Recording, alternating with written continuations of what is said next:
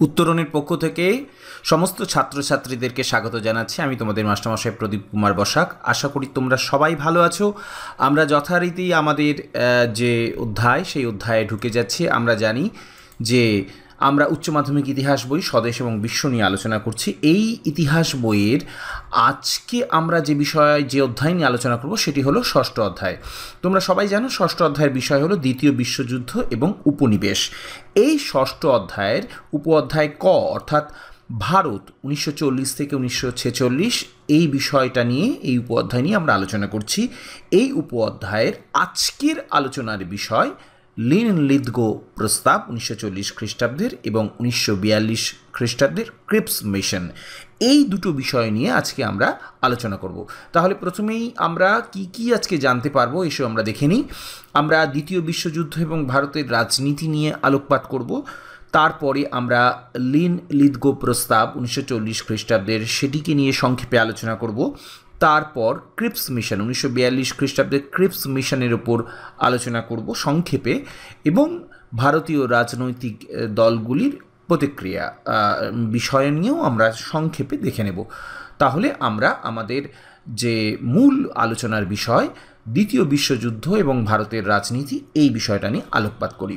আমরা সবাই জানি যে দ্বিতীয় বিশ্বযুদ্ধ 1939 খ্রিস্টাব্দে শুরু হয়েছিল এবং 1945 খ্রিস্টাব্দ পর্যন্ত চলেছিল। এটি যদিও ইউরোপীয় যুদ্ধ, কিন্তু ভারত এই যুদ্ধের সঙ্গে জড়িয়ে গিয়েছিল। তার কারণ এই যুদ্ধের অন্যতম একটি বড় প্রতিপক্ষ ছিল ইংল্যান্ড। স্বাভাবিকভাবেই ইংল্যান্ড চেয়েছিল যে ভারতের রসদকে, ভারতের সৈন্যকে ব্যবহার করতে। অন্যদিকে ভারতের অবস্থানও তাদের কাছে ছিল গুরুত্বপূর্ণ। এবং সবচেয়ে বড় কথা, এই দ্বিতীয় বিশ্বযুদ্ধের শুরুর দিকে ইংল্যান্ড কিন্তু যথেষ্ট কোণঠাসা অবস্থায় ছিল। তাই এরই পরিপ্রেক্ষিতে ভারতীয়দের সাহায্য লাভ তাদের যেমন একদিকে দরকার হয়ে পড়েছিল, অন্যদিকে ভারতীয়দের যে দাবি, স্বায়ত্তশাসনের দাবি, এমনকি পূর্ণ স্বাধীনতার যে দাবি উঠেছিল এবং সেই দাবির পরিপ্রেক্ষিতে যে আন্দোলন গড়ে উঠছিল সেটিকেও মোকাবিলা করার একটা প্রচেষ্টা ইংল্যান্ডের তরফ থেকে 1940 থেকে 1942-43 এই সময়কালে দেখা যায়। ফলত এই সময় একাধিক মিশন, একাধিক প্রস্তাব ভারতীয়দের কাছে পাঠানো হয়েছিল। তারই সূত্র ধরে আমরা বলতে পারি যে 1939 খ্রিস্টাব্দের সেপ্টেম্বর মাসে দ্বিতীয় বিশ্বযুদ্ধ শুরু হয়ে গেল।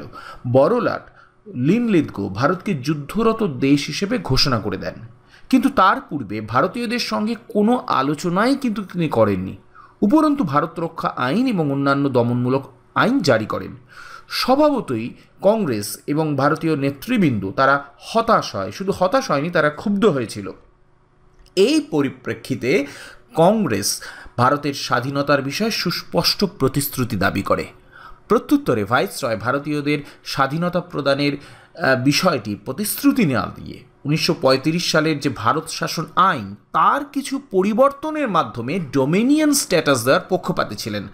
অর্থাৎ কংগ্রেসের তরফ থেকে, ভারতীয় নেতৃবৃন্দের তরফ থেকে স্বাধীনতা চাওয়া হয়েছিল, কিন্তু ভাইসরয় স্বাধীনতা দেওয়ার পক্ষপাতী ছিলেন না। তিনি কিছুটা ডোমিনিয়ন স্ট্যাটাস অর্থাৎ স্বায়ত্তশাসনের দিকেই কিন্তু যাওয়ার পক্ষপাতী ছিলেন।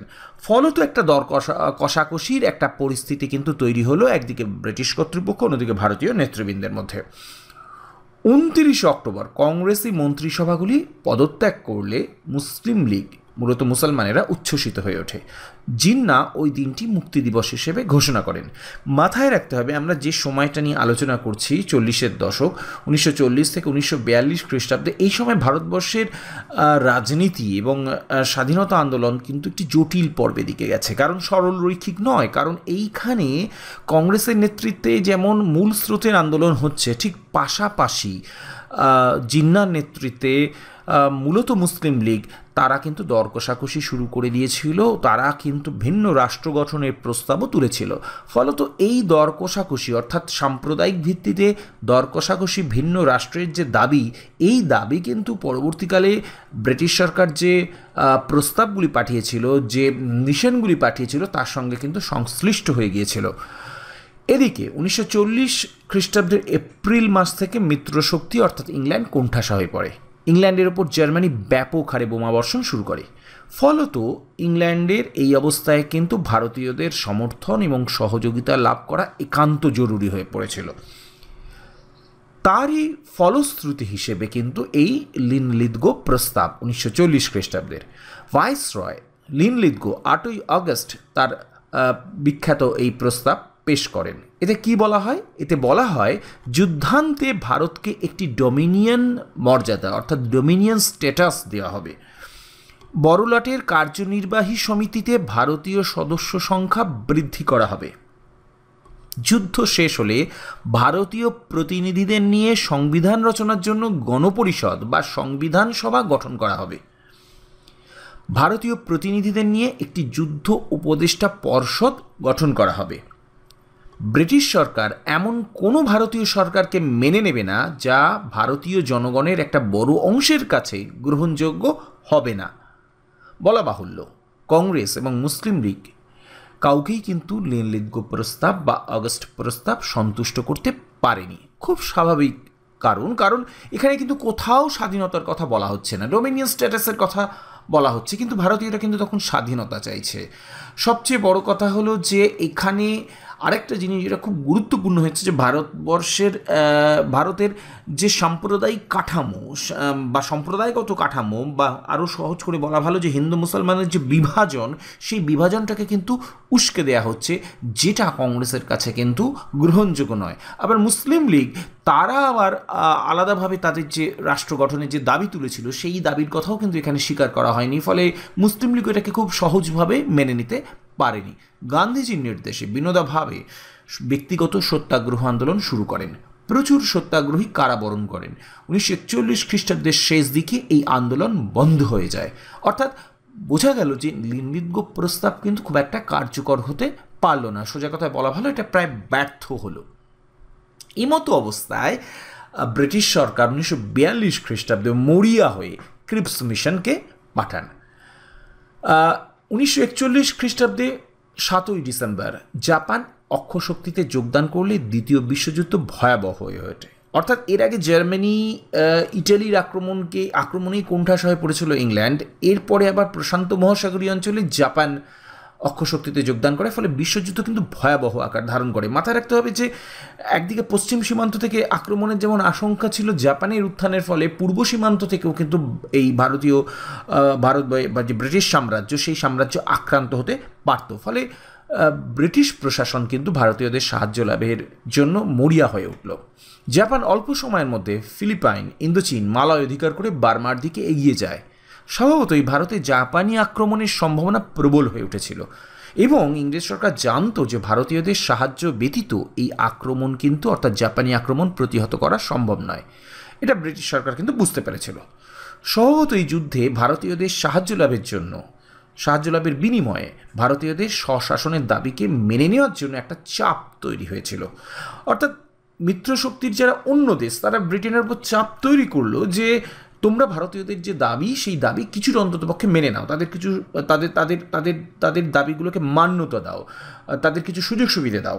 ফলে ইংল্যান্ড বাধ্য হলো এই সময় কিছুটা সহানুভূতির সঙ্গে ভারতীয়দের দাবিকে বিবেচনা করার জন্য।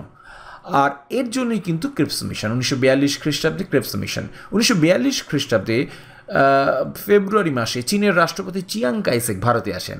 আমেরিকার রাষ্ট্রপতি রুজভেল্ট চার্চিলের কাছে ভারতীয়দের স্বশাসনের যে প্রস্তাব, সেটা মেনে নেওয়ার অনুরোধ করেন। এমনকি ইংল্যান্ডের প্রভাবশালী মহল এবং নেতারাও ভারতীয়দের দাবির ব্যাপারে সহানুভূতিশীল হয়ে ওঠে। শ্রমিক দলের নেতা ক্লিমেন্ট অ্যাটলি যুদ্ধে ভারতীয়দের সহযোগিতা লাভের জন্য তাদের স্বাধীনতা এবং স্বশাসনের দাবি তোলেন। অর্থাৎ ঘরে এবং বাইরে সর্বত্রই ভারতীয়দের দাবি দেওয়াকে মেনে নেওয়ার জন্য ব্রিটেনের উপর একটা চাপ কিন্তু তৈরি হলো এবং তার পরিপ্রেক্ষিতে জাপান এদিকে 1942 খ্রিস্টাব্দে 8ই মার্চ রেঙ্গুন দখল করলে। ব্রিটিশ প্রধানমন্ত্রী চার্চিল তখন বাধ্য হলেন মন্ত্রিসভার সদস্য স্যার স্ট্র্যাফোর্ড ক্রিপসকে পাঠাতে। ক্রিপস 23শে মার্চ দিল্লিতে পৌঁছন, ভারতীয় নেতাদের সঙ্গে আলাপ আলোচনা শুরু করে দেন এবং 29শে মার্চ ক্রিপস তার প্রস্তাব পেশ করেন। এইবার এই যে ক্রিপস মিশন অর্থাৎ ক্রিপসের যে প্রস্তাব, সেই প্রস্তাবে কি বলা হলো একটু দেখে নিই। বলা হলো যে যুদ্ধ শেষ হওয়ার পর ভারতকে ডোমিনিয়নের মর্যাদা দেওয়া হবে। লক্ষ্য করো, ভারতকে কিন্তু পুরোপুরি স্বাধীনতার কথা বলা হচ্ছে না, এখানে আবার বলা হচ্ছে ডোমিনিয়নের মর্যাদা দেওয়া হবে। যুদ্ধ শেষ হলে ভারতীয় প্রতিনিধিদের নিয়ে একটি নতুন সংবিধান সভা গঠন করা হবে। সংবিধান সভা কেন হবে? কারণ ওই ডোমিনিয়ন কিভাবে চলবে তার যে বিধিবিধান সেটাই কিন্তু সেই সংবিধান সভা গঠন করবে। ভারতের কোনো প্রদেশ বা দেশীয় রাজ্য নবনির্মিত সংবিধান গ্রহণে অসম্মত হলে, অর্থাৎ সে যদি সংবিধান গ্রহণ করতে না চায়, তাহলে সেই বা তারা নিজের মতো করে সংবিধান তৈরি করতে পারবে। এখানে কিন্তু একটা লুফোলস রেখে দেওয়া হলো, অর্থাৎ বলে দেওয়া হলো যে সমস্ত প্রদেশ বা দেশীয় রাজ্য এখানে অংশগ্রহণ করবে না, তাদের জন্য বিকল্প রাস্তা খোলা আছে। সংবিধান তৈরি না হওয়া পর্যন্ত ভারতের নিরাপত্তার দায়িত্ব ব্রিটিশ সরকারের হাতে থাকবে। আর কি বলা হচ্ছে? ক্রিপস মিশনে এটাও বলা হচ্ছে কেন্দ্রীয় এবং প্রাদেশিক আইনসভাগুলিতে ভারতীয়দের দ্বারা নির্বাচিত প্রতিনিধি নিয়োগ করা হবে, অর্থাৎ এখানে ভারতীয়দের মান্যতা দেওয়া হচ্ছে। প্রাদেশিক আইনসভার নিম্নকক্ষের সদস্যদের মাধ্যমে সংবিধান সভার সদস্যরা নির্বাচিত হবেন। গভর্নর জেনারেল কার্যনির্বাহী সমিতিতে অধিক সংখ্যক ভারতীয় সদস্য নিয়োগ করা হবে। সোজা কথায় ভারতীয়দেরকে প্রশাসনের অঙ্গ করার একটা প্রচেষ্টা কিন্তু ক্রিপস মিশনে লক্ষ্য করা গিয়েছে। বিনিময়ে ইংল্যান্ড ভারতীয়দের সম্পদ যুদ্ধের প্রয়োজনে ব্যবহার করবে এবং ভারতীয়দের সাহায্য দেবে, অর্থাৎ ইংল্যান্ড যেটা চাইছিল এতদিন ধরে সেটা কিন্তু এই ক্রিপস মিশনের প্রস্তাবের মধ্যে কিন্তু বলে দেওয়া হলো যে যুদ্ধের প্রয়োজনে তারা ভারতীয় সম্পদ, ভারতের মাটি এবং ভারতীয় সেনাকে তারা ব্যবহার করতে পারবে। কিন্তু প্রশ্ন হলো এই ক্রিপস মিশনের যে প্রস্তাব, এইগুলো কি সত্যি কার্যকর হতে পেরেছিল বা এগুলো কি গ্রহণযোগ্য হয়েছিল সমস্ত ওই সময়কালের ভারতীয় নেতৃবৃন্দের কাছে বা রাজনৈতিক দলগুলোর কাছে?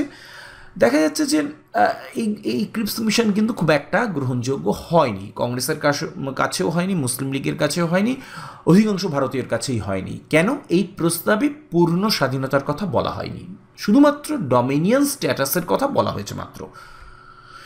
এই প্রস্তাবে দেশীয় রাজ্যগুলিকে পৃথক সংবিধান রচনার অধিকার দিয়ে বিচ্ছিন্নতার যে তত্ত্ব, অর্থাৎ আলাদা হয়ে যাওয়ার যে তত্ত্ব, পৃথক পাকিস্তান গঠনের তত্ত্বকে মান্যতা দেওয়া হয়, যা কংগ্রেস কিন্তু মেনে নিতে পারেনি। কারণ কংগ্রেসের নেতৃবৃন্দ কিন্তু চেয়েছিল অখণ্ড স্বাধীন ভারত, ফলে তাদের কাছে ক্রিপস মিশনের প্রস্তাব গ্রহণযোগ্য ছিল না।